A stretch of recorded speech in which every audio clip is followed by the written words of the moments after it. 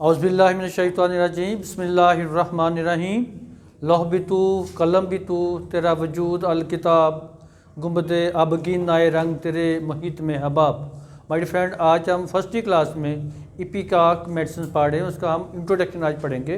इपिकैक्वाना ये दवा बहुत मशहूर दवा है। इसका बहुत ज़्यादा इस्तेमाल होता है। टिपिकली ये नोज़िया एंड वॉमिटिंग के हवाले से ये दवा और एपिस्टेक्सिस के हवाले से, ब्लीडिंग के हवाले से ये दवा बहुत जानी जाती है। इवन नमूनिया के हवाले से भी ये दवा बच्चों में इसका बहुत ज़्यादा इस्तेमाल होता है। ये बहुत ही ज़्यादा इस्तेमाल होने वाली हमारी दवा है। एक पॉलीक्रिस्ट रेमेडी है ये।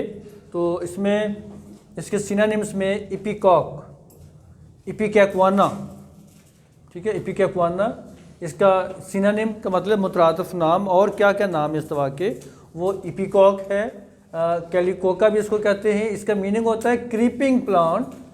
क्रीपिंग प्लांट ऐसा प्लांट जो कि ज़मीन के साथ साथ ऐसे वो रहता है, साथ जुड़ा हुआ रहता है। Creeping plant that causes vomiting.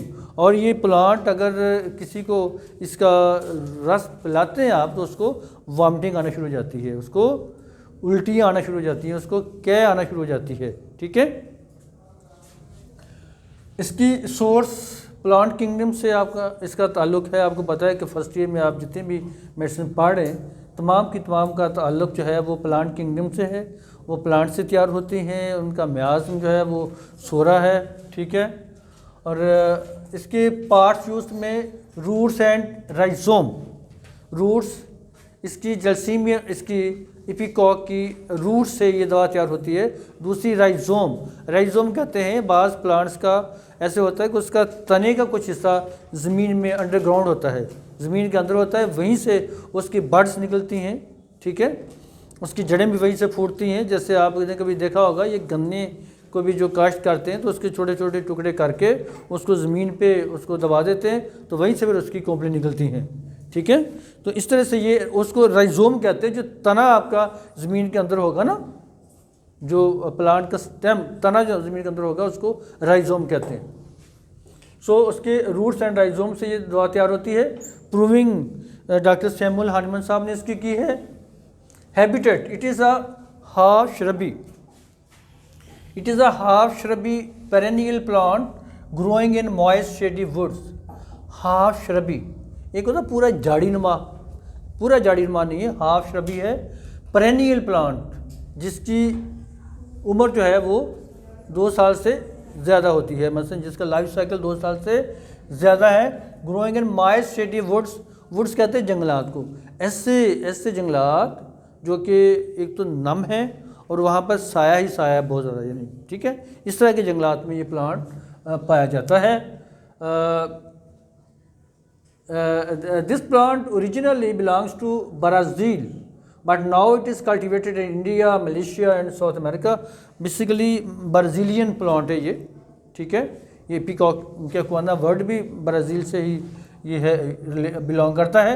तो ये अब ये सारा इंडिया में भी कल्टिवेटेड है, मलेशिया में भी बहुत ज़्यादा ये हमारी दवा इस्तेमाल होती है। एलोपैथी में इसको कै लाने के लिए इस्तेमाल किया जाता है। हम तो इसका कै का इससे ट्रीटमेंट करते हैं, कै आती हो तो इसको बंद करते हैं। ठीक है। ये हमारी इतनी आला ये दवा है। ये प्रेगनेंसी में जो ख़वातीन को वॉमिटिंग होती है, नौज़ी होता है फर्स्ट ट्राइमेस्टर में, पहले 3 माह में, उसकी इससे बढ़कर कोई लाजवाब दवा है ही नहीं है। ये अकेली ही दवा सारा कुछ कवर कर जाती है और कभी फेलियर मैंने नहीं देखा इपिकैक्वाना का इस केस में। बेशुमार केसेस हम डील कर चुके हैं इसके। अच्छा, इसका टेम्परामेंट इरिटेबल, गुस्से वाली दवा है ये। डायथीसिस इसका हेमरेजिक, इसके हेमरेज ब्लड ऊज करने की टेंडेंसी इसके पेशेंट के अंदर पाई जाती है। कहीं से भी ब्लड आ रहा है, नाक से ब्लड आ रहा है तो एपिस्टेक्सिस से, कान से, दांतों से, कहीं से भी ब्लीडिंग रुक नहीं रही। यूट्राइन ब्लीडिंग है, ठीक है, वो नहीं रुक रही। और लेकिन बस सिर्फ एक चीज़ हो कि ब्राइट रेड ब्लड कहीं से भी आ रहा है, ठीक है, दवा आपकी इपिकॉक बनती है। ठीक है। तो इसमें इसका मयाज़म सोरा है। थर्मल रिएक्शन चिल्ली, इसके पेशेंट को बहुत ज़्यादा ठंड लगती है, चिल्ली पेशेंट है। इसका constitution, it is specially suited to stout persons. of lax fibers and fair complexion. It is especially suited to stout person. Stout person मोटे ताज़े लोग, कद छोटा है लेकिन मोटे ताज़े हैं, ठीक है। इसकी बड़ी अच्छी एग्जांपल ये हमारे भट्टी साहब जो गेट पे बैठे होते हैं उधर, वो स्टाउट, ये स्टाउट पर्सन, ठीक है, मोटा ताज़ा जो बंदा होता है इस तरह से। Stout persons of legs fibres and fair complexion, muscle जो है उसके वो ढीले डाले हैं, और कंप्लेक्शन क्या है, कलर स्किन का वो फेयर है, कलर फेयर है। फैट चिल्ड्रन एंड वीमेन, मोटे फैट बच्चे और ख़वातीन, मोटे बच्चे और मोटी ख़वातीन की इसके अंदर ये आते हैं, fat children and women persons. आपको पता है कि बेलाटोना के बच्चे भी मोटे होते हैं ना, ठीक है। तो ये भी ये बात का तो हमें आसानी होती है, बच्चे को वॉमिटिंग है, अभी वो डेंटिशियन पीरियड पे है, मोटा ताज़ा है, ठीक है। हम दो चीज़ें देखते हैं, अगर तो उसके बुखार है, हाथ और पाँव ठंडे हैं, सर गर्म है तो बेलाटोना, अगर ये चीज़ नहीं है तो इपिकॉक, बड़े आराम से साथ उल्टी भी आ रही है। इवन ये तो नमूनिया की इंतहाई ख़तरनाक स्टेज में भी बड़ा इसका शानदार रिजल्ट होता है इपिकॉक का। अच्छा, persons who are ill humour, चिड़चिड़े, कैसे लोग, चिड़चिड़े, सड़ियल मिजाज, बद मिजाज, ठीक है, छोटी सी बात पे गले पड़ जाने वाले, ठीक है ना, एकदम से। Ill humour, feeble and catch cold in relaxing atmosphere. Feeble mean होता है कमज़ोर, नहीफ, weak, and catch cold in relaxing atmosphere.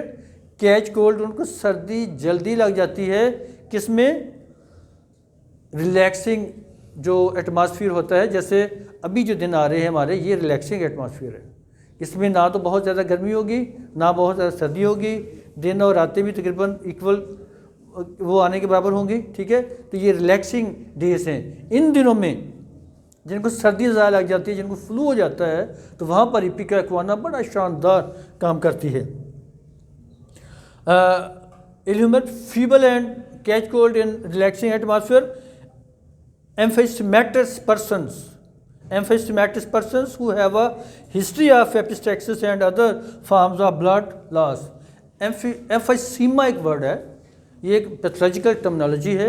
इसका मतलब ये होता है बच्चों कि हमारे जो लंग्स के अंदर, हमारे फेफड़ों के अंदर जो एल्वुलाइज होते हैं, जो एयर सैक्स होती हैं, हवा की जो थैलियाँ होती हैं, इन लोगों में उनका साइज़ बढ़ जाता है। जब इनका साइज़ बढ़ता है तो फिर उनकी जो ब्रीथिंग साउंड हम स्टेथोस्कोप के साथ सुनते हैं वो नॉर्मल नहीं होती। उसमें क्या होता है, वो विस्लिंग साइज, जैसे सीटियाँ सी बज रही हैं, इस तरह की साउंड आती है। तो ये एम्फीसीमेटिस के लिए, ये एस्थमा के लिए भी बहुत बड़ी दवा है, ये कोई छोटी बड़ी दवा नहीं है, ठीक है।